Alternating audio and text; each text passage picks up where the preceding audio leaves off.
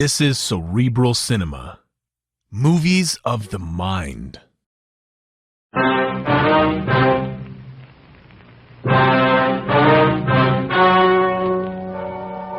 story you are about to hear is true. The names have been changed to protect the innocent. Fatima Cigarettes, best of all king-size cigarettes, brings you Dragnet on both radio and television.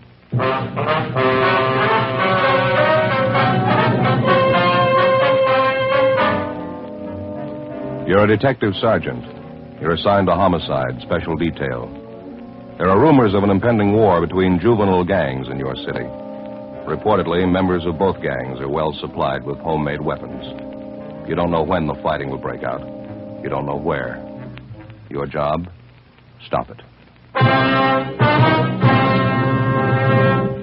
Fatima, America's first largest-selling blended cigarette, now king-size. See the difference, taste the difference, smoke the difference. And in Fatima, the difference is quality. See the difference. Fatimas are 21% longer. Taste the difference. Enjoy Fatima's extra mildness. Much different, much better flavor and aroma. Smoke the difference. Get all the advantages of extra length, plus Fatima quality, which no other king-size cigarette has. Yes, in Fatima, the difference is quality. Definitely the best quality in its class, but the same price as the cigarette you're now smoking. So why wait? Switch to Fatima today. Each king-size Fatima gives you a long, extra mild, and soothing smoke with the added protection of Fatima quality. Buy Fatima.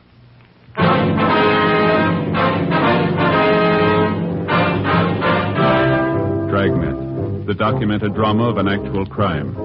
For the next 30 minutes, in cooperation with the Los Angeles Police Department, you will travel step by step on the side of the law through an actual case transcribed from official police files. From beginning to end, from crime to punishment, Dragnet is the story of your police force in action.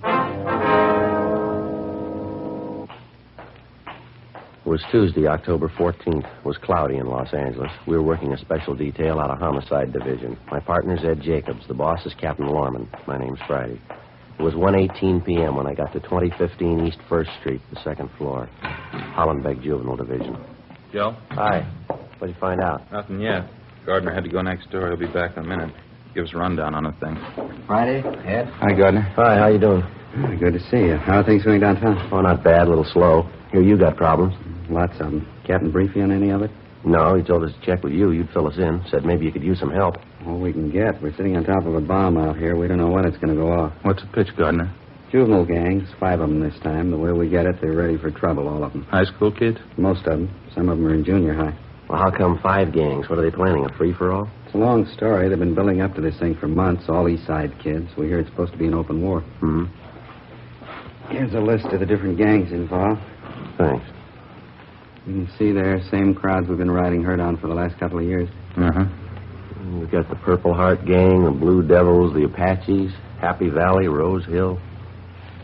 Here's the breakdown on each one of them. Hard to get exact figures, but we think it's fairly accurate. Mm-hmm. Purple Heart Gang, 26 members. Leader Harold Fry, age 17. Blue Devils, 18 members. Leaders Jack Holland, age 17, and Bertram Willis, 16. The Apaches, 22 members. Leader Robert Lawson, 17. They're supposed to be the strongest bunch. Well, Happy Valley Gang, 20 members. Leaders Roy Martin, 16, and Joseph Gomez, 16. Rose Hill Gang, 16 members. Leader Thomas Resnick, 18. yeah. Well, what's behind it, Gardner? I mean, the gang war that they're supposed to be planning. A lot of factors enter into it, I guess. It's my own idea. The Apache Gang's doing most of the promoting. What's the object, anyway? The usual big shot ideas some high school kids get. The Apaches figure they're going to run the whole East Side. They've already scared the Happy Valley Gang and the Blue Devils into joining up with them. Well, how'd they manage that? I'd like to find out myself. Well, how about the other 2 crowds there, Rose Hill and the Purple Heart Bunch? The story I get is they won't come in with the Apaches. That's supposed to be the reason for the war. Either they join up with the Apaches or they fight them. That's the warning they got. Really playing it big time, huh? All the way. 16, 17-year-olds. They got gang lieutenants. They got their own cars, their own hideout. Some of them even have their girlfriends running with them, same age. None of them over 17. Where'd you get your information, Bill? Half a dozen kids. Most of them from the Blue Devils and the Happy Valley Gang.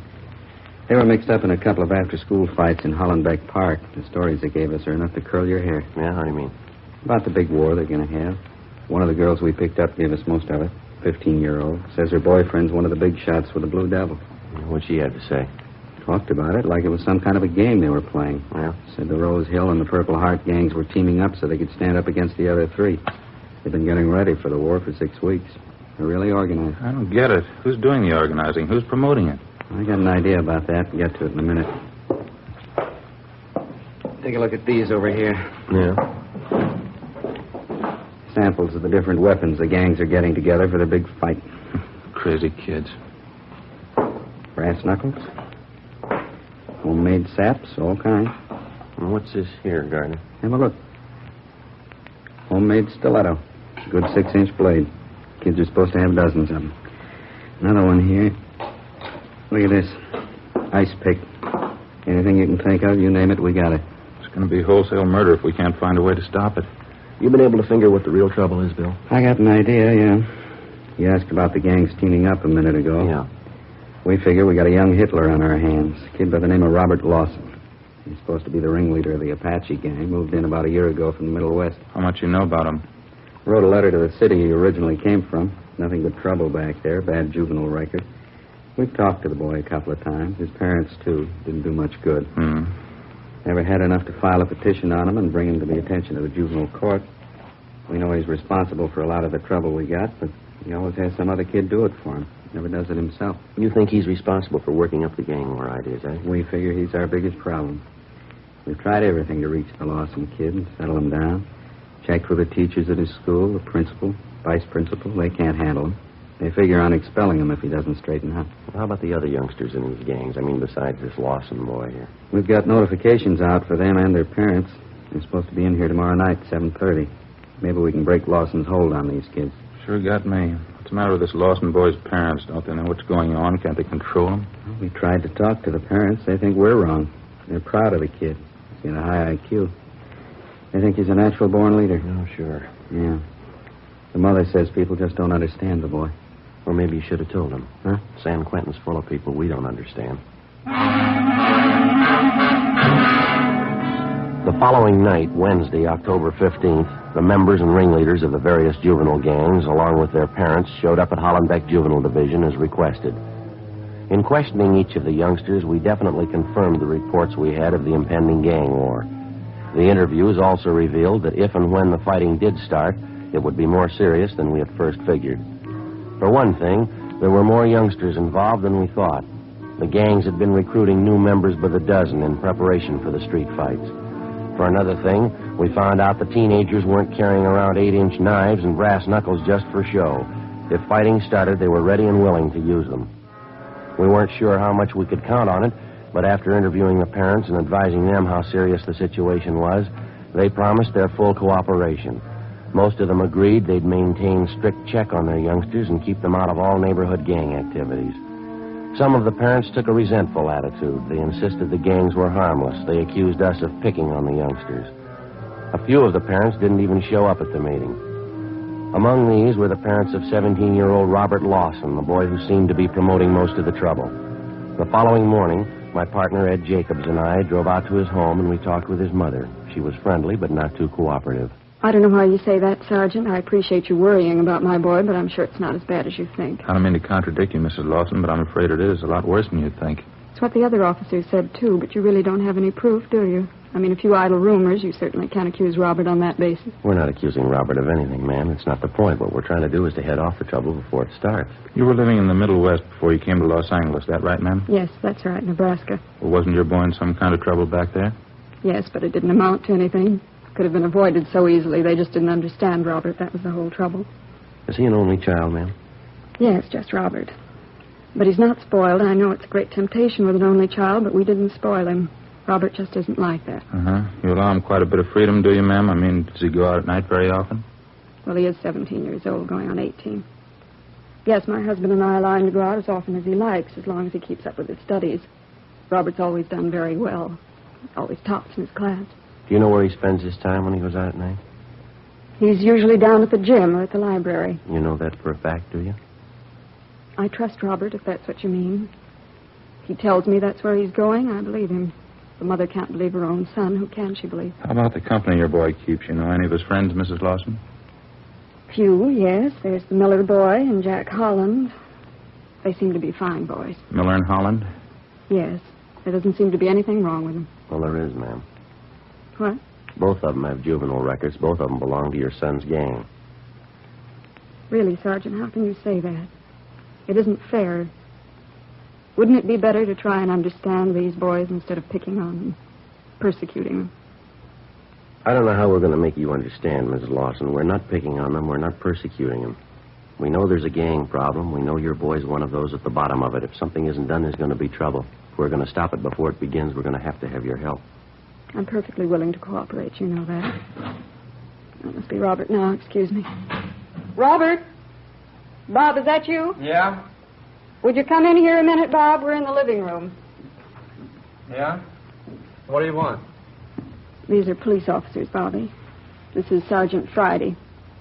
Sergeant Jacobs, is that right? Yes, ma'am. How are you? How do you do? Hi. How about something to eat? Haven't you got anything ready? I wasn't expecting you, Bob. Won't take me a minute, though. You sit down there. I'll go out and get a snack together for you.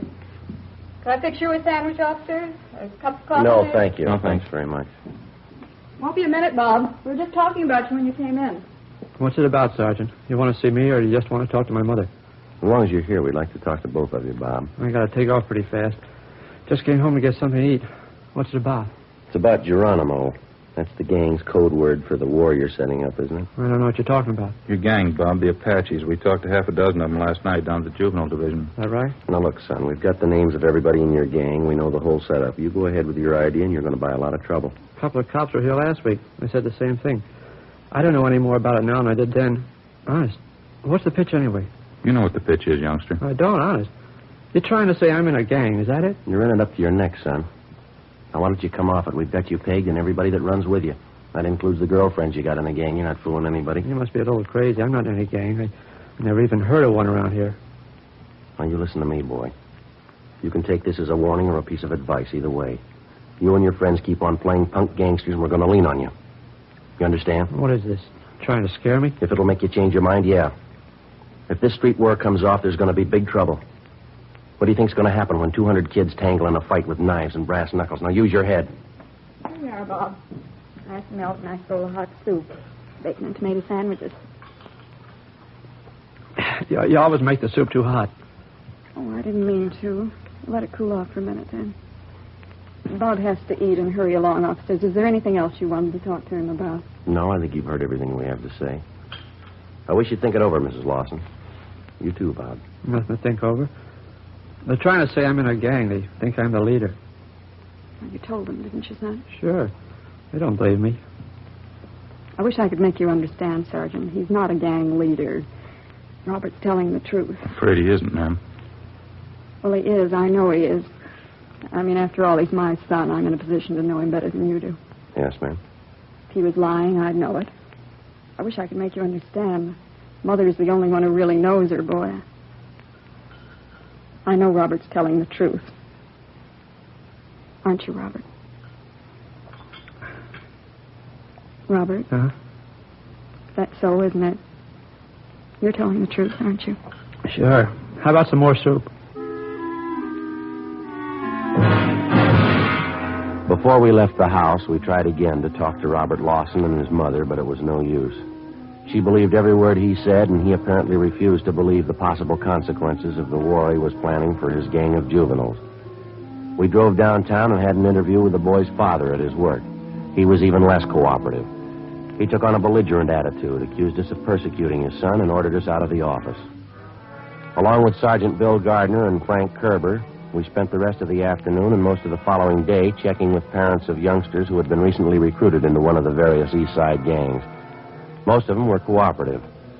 Late that afternoon, Bill Gardner, Ed, and myself met with Captain Stein back at Hollenbeck Juvenile.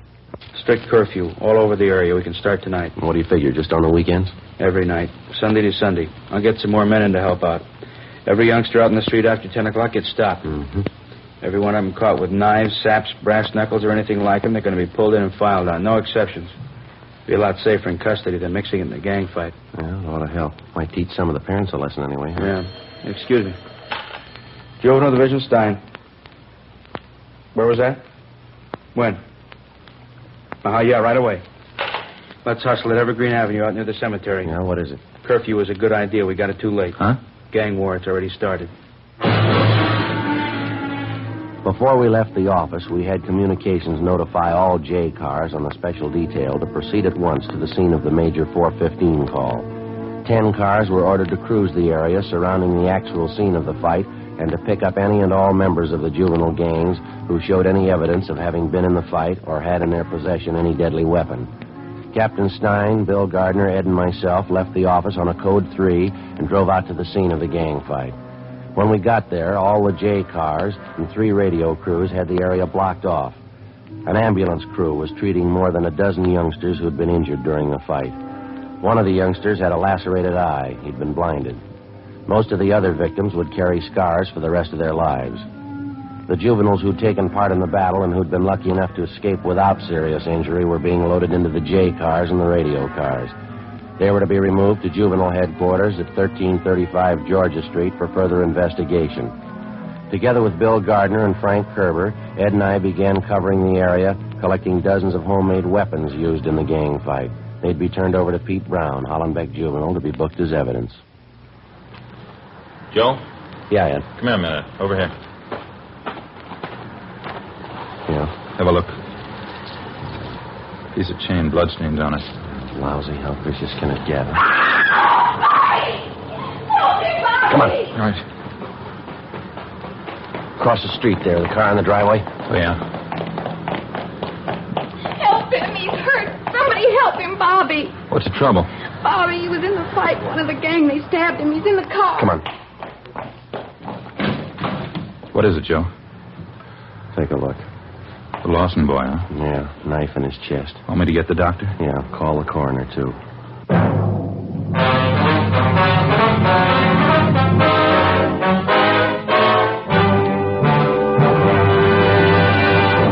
You are listening to Dragnet, authentic stories of your police force in action. Fatima, America's first largest-selling blended cigarette, now king size. See the difference, taste the difference, smoke the difference. And in Fatima, the difference is quality. Yes, you get all the advantages of extra length, plus Fatima quality, which no other king-size cigarette has. That's why week in, week out, year after year, more smokers are switching to Fatimas. 1950, Fatima sales higher than ever before in Fatima history. 1951, another record year. Fatima sales up and up. Why, in 1 month alone, Fatima sales up 110% coast to coast. Friends, in the first months of 1952, to show our confidence in Fatima, we are making a special money-back guarantee to every king-size cigarette smoker. Buy a pack of Fatimas. Enjoy Fatima quality, extra mildness, and superbly blended tobaccos. If you're not convinced Fatima is better than the king-size cigarette you're now smoking, just return the pack and the unsmoked Fatimas before April 1st, and we'll give you your money back plus postage. Fatima, Box 37, New York 1. Remember, each king-size Fatima gives you a long, extra mild, and soothing smoke with the added protection of Fatima quality. Buy Fatima. Best of all, king-size cigarettes.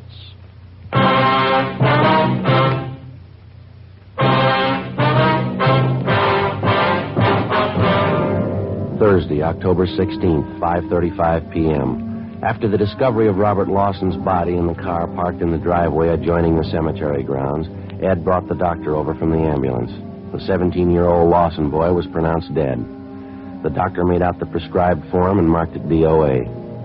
While we waited for the crime lab crew and the coroner to get there, Ed and I questioned the girl who'd led us to the body.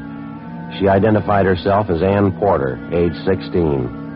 She told us she was Bob Lawson's girlfriend. She readily admitted accompanying him to the scene of the gang fight that afternoon.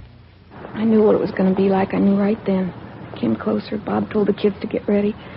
They were a little ways from us when they stopped. The other gang, the Purple Hearts. Yeah, go ahead, please. There's a kid by the name of Jumpy. He's the leader.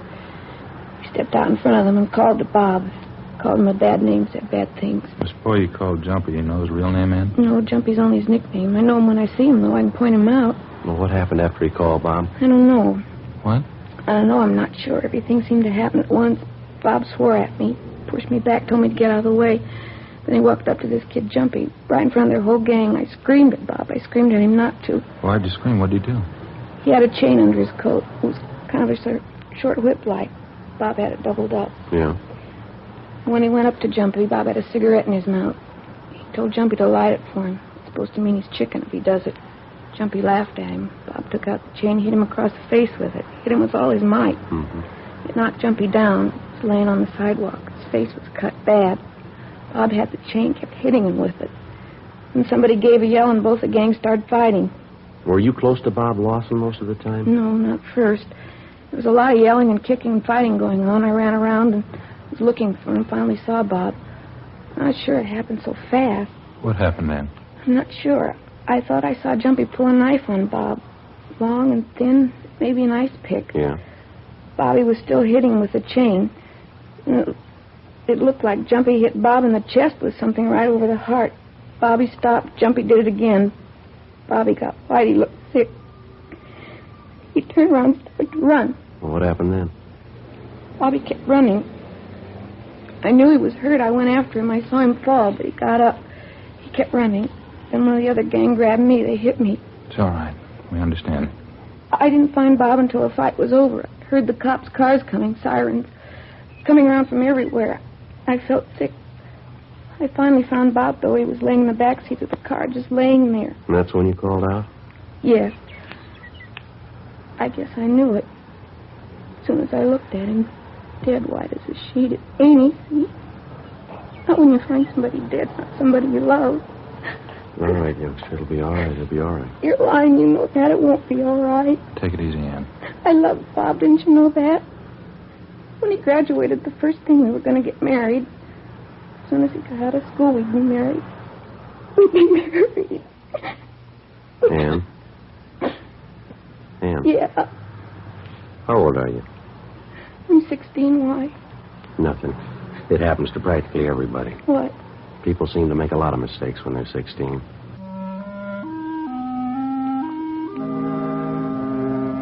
6:30 p.m. The crime lab crew arrived, took pictures of the entire scene along with all physical evidence, and dusted the murder weapon, an 8-inch knife, for fingerprints. The coroner arrived, and after we'd completed our investigation, he removed the body to the county morgue. Along with a policewoman, we took Robert Lawson's girlfriend, 16-year-old Ann Porter, down to Georgia Street Juvenile Division to the assembly room. There, a special show-up was held of all the boys involved in the afternoon's fight. The Porter girl identified a 17-year-old by the name of Warren Stone, nicknamed Jumpy, as the boy who'd stabbed Robert Lawson to death. At least a dozen other subjects in the case identified the boy by his nickname, Jumpy.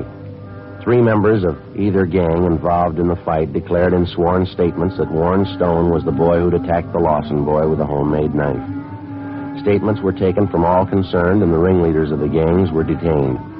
The other subjects were released to their parents' custody after being notified that they would be filed on and a hearing held in juvenile court. Ann Porter was returned home by a policewoman. 7:55 p.m., Ed Jacobs and I took the subject, Warren Stone, to the captain's office where we tried to question him about the murder. He refused to say anything. I told you the truth. I told you the whole story. I don't have to tell you again. We're pretty sure you didn't tell us the truth, Warren. We know you tangled with Bob Lawson in that fight this afternoon. No, I didn't. We've got statements from a dozen kids, son. They say Lawson had a piece of chain. He kept slugging you with it. They say you pulled a knife and stabbed him. How do they know? A lot of kids there had knives. Anybody could have stabbed him. Why are you picking on me? It was your knife. It was your knife that killed him. Your initials on it. I lost the knife in the fight. Somebody could have picked it up, used it. No, that won't do, youngster. The handle of the knife's been processed. Your fingerprints are all over it. How about it, son? Warren? Come on now, what do you got to say? Nothing. I killed him. 8:40 p.m. Warren Stone was booked in at Georgia Street Jail on suspicion of 187 PC, murder. Ed and I got in the car and drove out to the home of the murder victim to notify his parents, Mr. and Mrs. Robert Lawson. Mr. Lawson wasn't home from work yet. We broke the news of her son's death to Mrs. Lawson as gently as we could. She became hysterical, and we called the family doctor, who gave her sedatives. Later, when she recovered herself a bit, she asked for the full story. We told her. How could it happen? Bobby, how could it happen? Sorry, ma'am. There's not much we can say. We tried everything we could to stop it. But you didn't stop it. You let them kill Bobby. You let them kill him. No, ma'am. We tried to warn him. We tried to warn all of them. We're sorry. You're not sorry. You didn't try. Bob's dead. Everything I had. He's 17 years old and he's dead. I can thank you for that. My only baby. We're sorry you feel that way, Mrs. Lawson. Why shouldn't I feel that way? You call yourselves policemen. That boy who killed Bobby, you should have had him in jail in the first place. Young killer. Running around loose, you're as guilty as he is. I'm not defending him, ma'am, but he wasn't a young killer. Didn't even have a juvenile record. I don't care anything about records. He's a killer. He took a knife and he killed Bob, and you let him do it. You let him. I think we better be going in. Yeah. You or your husband will have to identify the body, man. Tomorrow morning will be all right, the county morgue. Dear God. You'll have to be at the coroner's inquest, too. You'll be notified about the time and the date. I hope you have to live with this. I hope you live with it like I have to live with it. I hope it drives you crazy. I know how you feel, ma'am, but you're wrong. I think you'll realize that. They murdered Bob. You let them kill him. I'll always remember that. All right. And you remember something else. The last time we came here to your house, we tried to make you understand. You didn't know Bobby. You didn't understand him. I was the only one. I always knew what he was thinking, what he wanted, what he was going to do. I was the only one. No, ma'am, there was somebody else. What? The boy who killed him.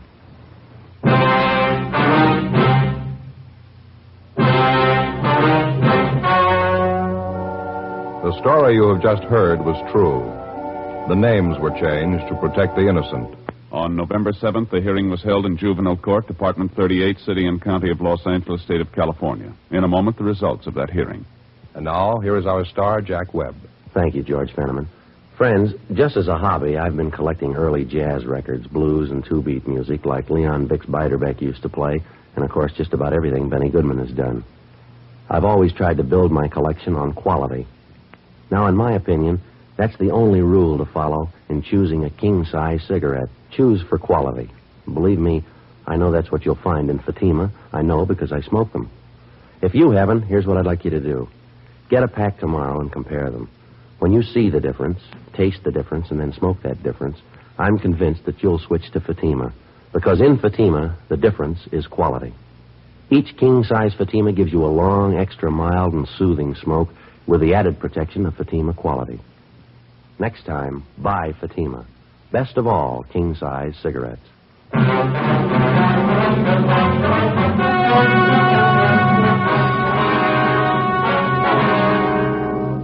17-year-old Warren Ernest Stone was filed on alleging violation of 187 PC, murder. The rest of the juvenile gang ringleaders were filed on alleging 242 PC, battery. They were all made wards of the juvenile court and placed in detention homes under the supervision of the State Youth Authority. They are still confined in state institutions for juveniles.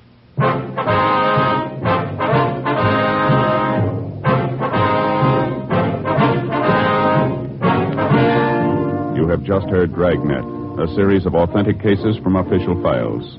Technical advice comes from the Office of Chief of Police W.H. Parker, Los Angeles Police Department. Heard tonight were Barney Phillips, Charles Smith, and Eddie Firestone. Script by Jim Moser. Music by Walter Schumann. Hal Gibney speaking.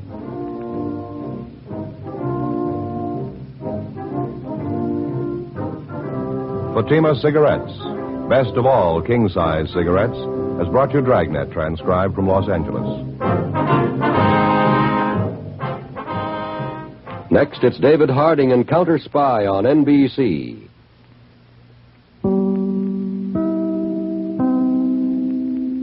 Cerebral Cinema hopes you have enjoyed this movie of the mind.